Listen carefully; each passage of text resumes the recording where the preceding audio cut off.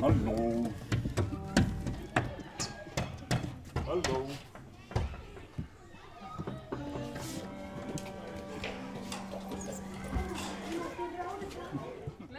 Wat zien jullie er goed uit. Leuk jullie zo te zien. Het is wennen, ook voor Sinterklaas is het aanpassen. Zeker gezien het feit dat ook Sinterklaas tot een risicofactor hoort. Sinterklaas heeft er ook voor gekozen om veelal thuis te werken. Niet meer bij alle huizen langs te gaan over de daken.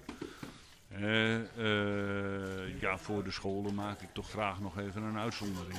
Het is toch fijn dat de interactie met de kinderen en ook in de ogen de stralende gezichtjes, dat geeft een goed gevoel.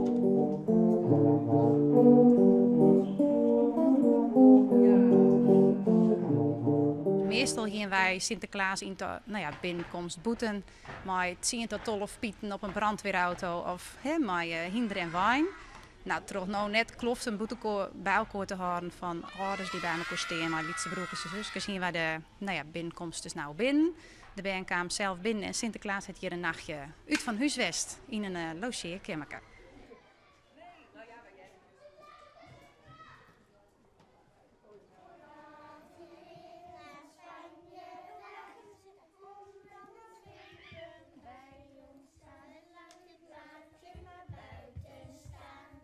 Een chocoladeletter.